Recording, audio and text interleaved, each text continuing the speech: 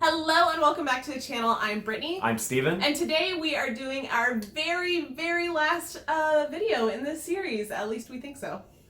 It has been a long time coming. If you haven't been around the channel, one of our earliest videos, we started doing an It series where we read the book in preparation for the new film. We watched the miniseries, we did trailer reactions, we reviewed the book, we did so many things for the part one of It, and now we are here for our book to movie analysis of It Chapter 2. We're going to evaluate how well this actually stands up to the book, and we're just going to dive into the details. However, before we do that, we wanted to remind you guys that we have a giveaway going on for both of these books.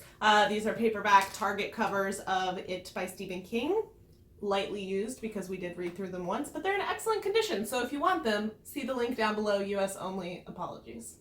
So before we begin, obviously there are going to be major spoilers for both the book and the film version. So if you haven't seen It Chapter 2 or It Chapter 1 or read the book, you are going to get spoiled, so just be warned.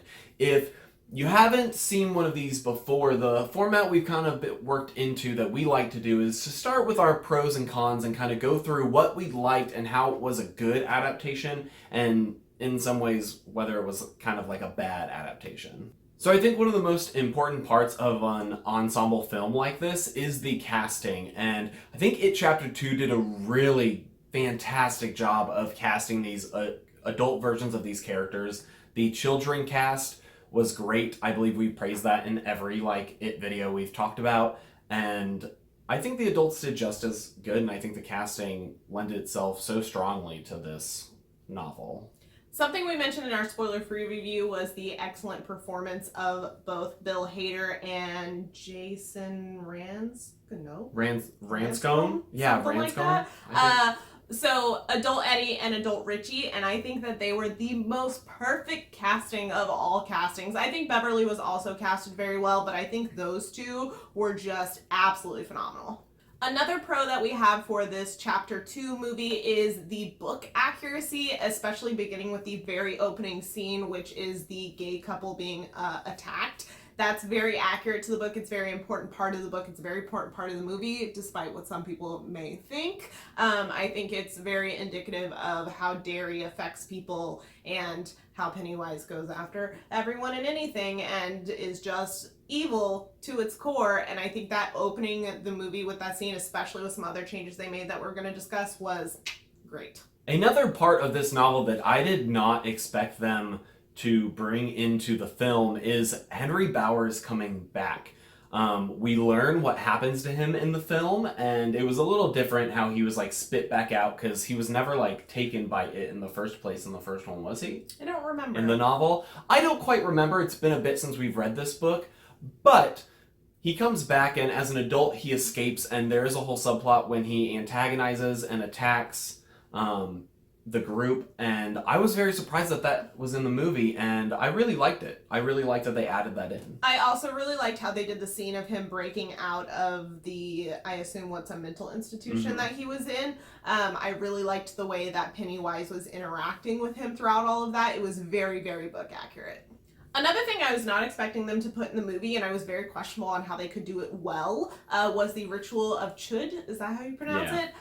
They definitely changed some ways that it was done in the book. They don't have the whole everybody smoking the thing in the hut. They kind of adapted it a little bit for the movie, but I think that it kept the spirit of that whole sequence in the book very well in the movie. I think my only complaint, and what I've seen a lot of other people complaining about, is that it seems a little out of place for those who have not read the book, but I think for people who have read the book, it came across very well.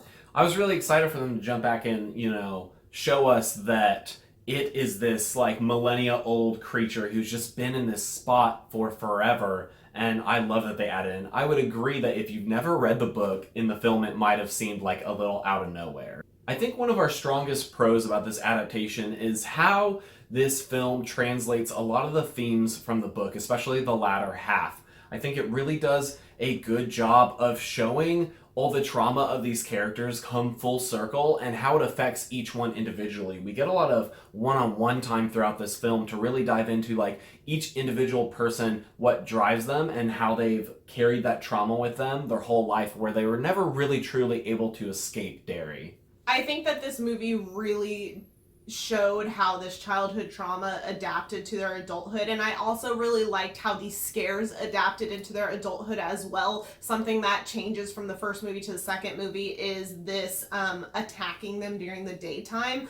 That doesn't really happen in the first movie, or if it does happen during the daytime, it's still in like dark places like basements and such. But a lot of the attacks in this movie are happening in broad daylight when they're just going about their normal day, which is pretty scary as an adult, that it's not just the dark to be afraid of or those isolated places. So I think that the themes and the scares grew up with these kids and were still affected by their childhood. And with that, another theme that really translated well from the book for us was the tone of the book. I've seen some conflicting opinions on this, but in our opinion, I think that the tone translated really well. I particularly liked the balance of humor and horror in this. I think it was a little much on the humor side for some people, but for me personally, I really liked it. I really had no issues with any of the humor elements, and I thought that the foreboding, but also that whimsy that Pennywise brings to the screen and to this story really translated well to this part too.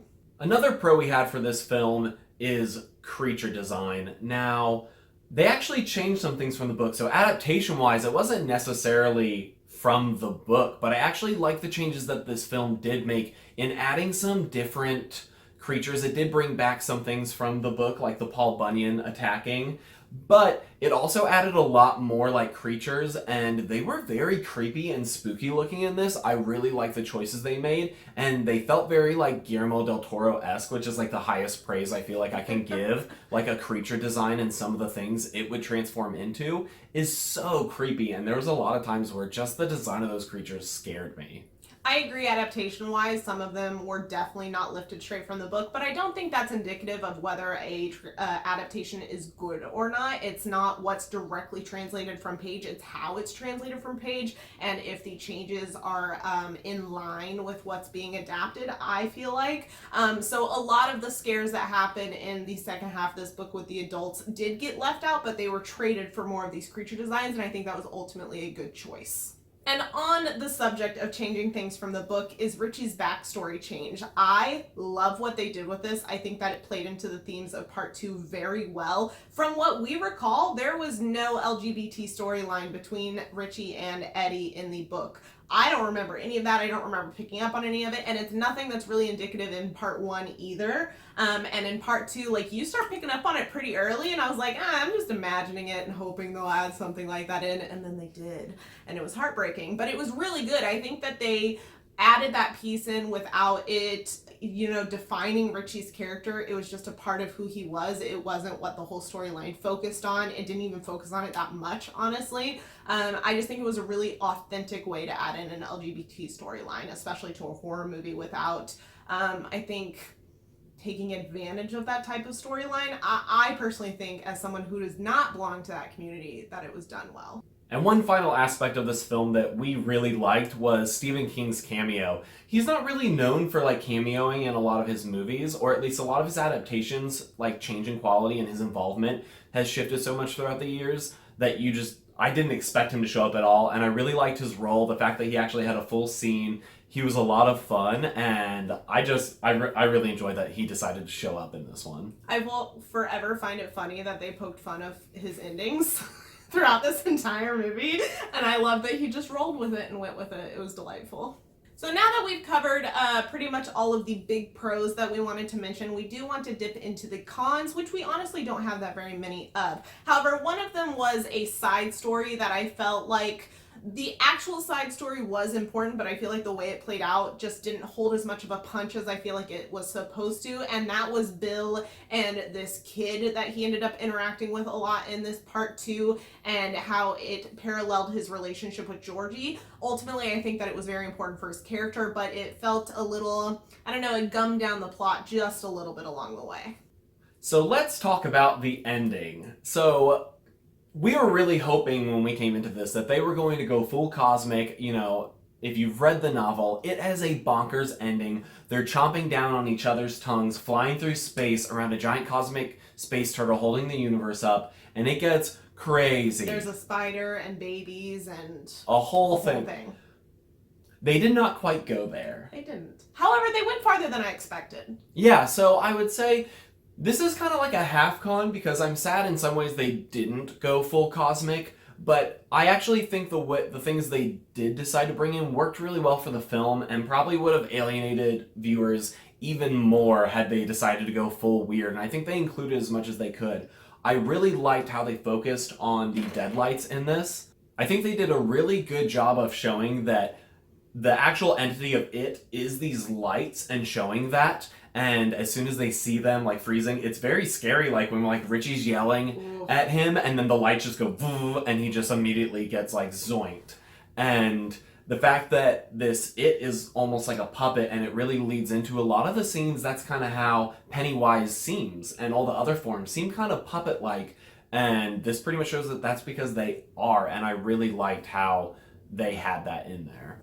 I was really happy that they did the like crab spider like shape that Pennywise does. They did it very differently than what's in the book. Like it was a Pennywise crab combo, which I don't recall that happening in the book. I think it was just pure crab, no Pennywise. Spider, yeah. Yeah, spider crab like combo thing, and I really liked the design of that. I thought it was very scary and just surprising. And it was something they teased in the first part because he had his claws come out a little bit in the scene with Eddie being hurt. So I was happy that they did tie that in. I'm a little iffy on the whole bullying theme that they did. I don't recall that being like the main theme in the book where they're like reducing him with their words. Was that a thing that existed? Well, I mean, it definitely was like what they believe is real. Yes, like, but the way they translated it to this movie was a little bit different. And I like it and I don't like it in some ways. It's a pro and a con, I feel like. I actually think that that's a more misunderstood scene, though, because the way I understood it was that the ritual of Chüd never actually failed, and they said it was a battle of willpower, and because I think in a normal scenario, them just overcoming that illusion or whatever, if it was just a Pennywise created one, wouldn't have had that same effect of weakening Pennywise as it did. So I actually think that was part of the ritual, and so then at the end is fully forming like, no, our willpower is set in stone and we're overcoming you. Not as much as like, we're just gonna reduce you with like sticks and stones, but then like, I viewed it more like the ritual coming full circle of them like cementing in their willpower to defeat him. And I agree with you. I just think that it was pulled off a little more genuinely in the book. I would agree. They could have made that more explicit because I know that wasn't what a lot of people received. And I kind of felt that way about It Part 1, though. That's true. Like, they didn't make it very clear that the ending worked because they all believed and were using their willpower to defeat him, and that's what made Pennywise weaker. So they kind of did the same thing this one, where they didn't super define it at the end. You know what I am glad they left out? The orgy. Bless whoever made that creative decision. Bless you. I actually think they did a really good job in this film of showing the closeness and the intimacy of this group, even as adults, the way they all just held each other and in their sadness and support. And I think they managed to do that without having to put a giant child sex scene in. And for all of you people in the comments, you're gonna be like, it was necessary. Get out. It wasn't. Get out of here. Go watch another fucking video. I actually really like the way they did that and not having anything unnecessary, but still creating that, like I said, intimacy in the group was so important, and I think they pulled it off. So the ultimate question that we are exploring in this video is, was it a good adaptation? My take on this, like I mentioned earlier, is that to have a well-done adaptation from book to screen, whether it's TV show or movie, I don't think a literal, page to screenplay page adaptation and exact matching is what makes a good adaptation. I think keeping the original spirit of the story and the characters accurate is what is most important in an adaptation, and tweaking with some details here and there along the way can actually improve the adaptation, or it can mega hinder it, as we've seen in a lot of adaptations. ultimately, I think that this was a very well done adaptation, especially considering how complex the source material is and how long the source material is and how much of cult following the source material has. I have seen a lot of conflicting opinions and takeaways from this film, and I think that that's actually a really good thing with a film like this. This is one of those books that really sinks its hooks into you, and really, like, everyone takes something different out of it because it's so rooted in childhood trauma. Everyone is going to relate to it differently, and I think the same goes for this movie, and I think it had a similar effect to people. Yeah, I think that this was just such a successful adaptation. I think they took their time with it and showed that, yeah, there's some choices that you have to make for a film to make something better. And there's other times where you can take a scene right out of a book and slap it onto screen and it holds that same weight and that same punch. And so ultimately, I think it was good. I think, yeah, our biggest cons were that they didn't include some things, but those weren't necessary to create a successful film. And we both really enjoyed it, and it felt like such a great culmination. I do feel like you get a lot of enjoyment from reading the book and then going to see this movie, and there being just enough fresh new things in there to keep you involved and interested and surprised while still hitting those important parts of the story and the characters and everything to make you feel like something's familiar there too. I also really love with book adaptations when it's very clear that the director, writer, everyone who's involved with bringing this to the screen obviously is a fan of the original work and it takes it very seriously and really wants to make it a faithful adaptation. And I think that was made very evident in the way that this was directed and written. So we really like this film, but as always, we want to know what you guys think, so make sure to sound off in the comments below what you thought about this movie. This is an area where you can talk spoilers, unlike our other video, so feel free to let us know what you thought about the film. We'd love to chat with you guys about that. Make sure you enter our giveaway for these paperback copies. There will be 2 winners. Remember, it's US only. We just can't afford to ship a book across the world. Sorry, guys. But make sure you join. It's free. You have a chance to win. It'll be super cool. Make sure you like and subscribe. We have a lot of fun content. We have a whole upload schedule. You can check our channel trailer if you want to know what that is. And we'll see you guys on our next video.